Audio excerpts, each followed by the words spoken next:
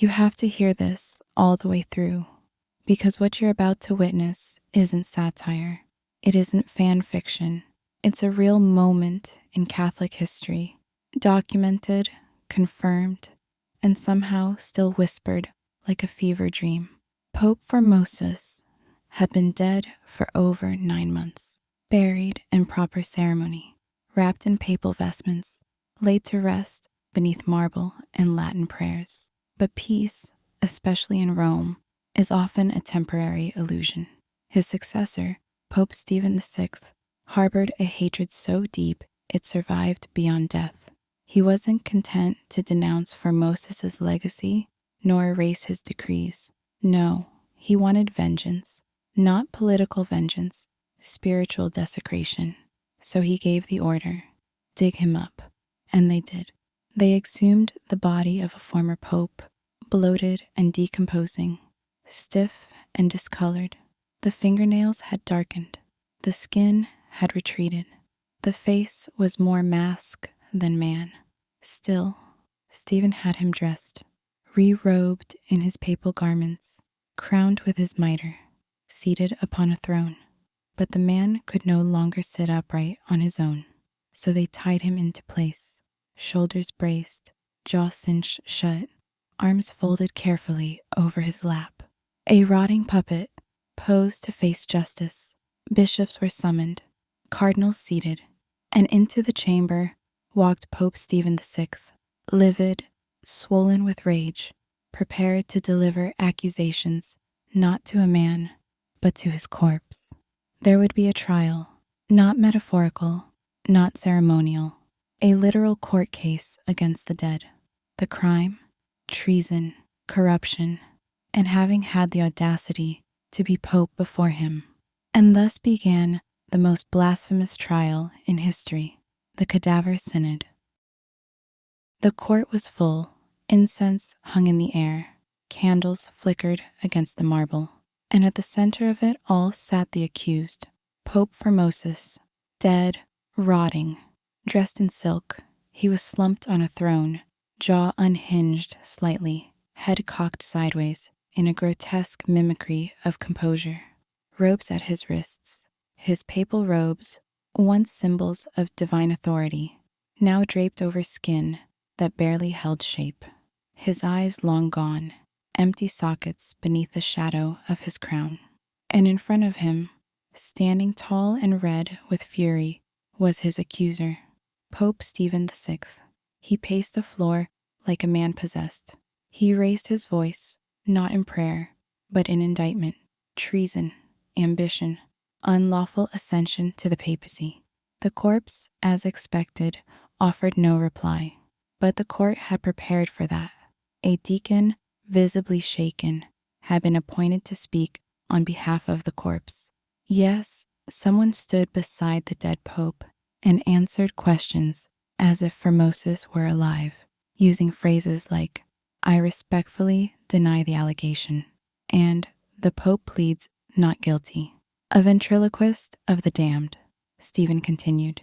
He shouted, he spat, he pointed. He accused Formosus of scheming with enemies of the church, of seizing power unjustly, of baptizing where he should not have, of ordaining men who were unworthy. None of this, it bears repeating, mattered in the slightest, because Formosus was dead. But Stephen wasn't seeking truth.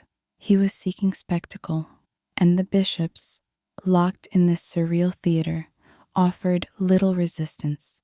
When the trial reached its conclusion, when the final questions had been asked, and the dead had remained silent, Pope Stephen VI declared his verdict. Guilty on all charges. The punishment? Formosus was stripped of his robes, the sacred vestments torn from his decaying body. His 3 fingers, those used to give blessings, were severed from the hand, and the corpse was dragged from the throne, carted out like refuse, and thrown into the Tiber River. No tomb, no rites, just water and shame. And the city of Rome, watching this unholy performance, began to murmur, because justice even in madness, has a way of circling back. And now, the living Pope will answer for the dead one. The body had been cast into the Tiber, the verdict rendered, the corpse desecrated, and for a brief moment, Pope Stephen VI stood alone, triumphant atop the ruins of a man who could no longer defend himself. But Rome was not pleased. The people, even in their tolerance for violence and vengeance, had limits, and somehow, dragging a dead pope into court and screaming at him until his fingers were cut off seemed to exceed them. Word spread, not just of the trial, but of the blasphemy of it. Even Stephen's allies, those who had smiled and nodded in the courtroom, began to step back. They whispered behind walls, they met in chambers, and one morning, while Stephen sat beneath his golden banners, a delegation arrived, not with incense, but with chains. He was arrested under charges of heresy and madness, removed from the seat of Peter, stripped of his vestments, and thrown not into exile, but into a cold, dark prison where popes go to vanish. And there, in the shadows where no incense burned, Pope Stephen VI met his end, strangled by unknown hands. No trial, no robes, no ceremony, just silence. Rome turned the page. A new pope was chosen, and eventually Formosus's body, recovered from the river, was reburied in sacred ground.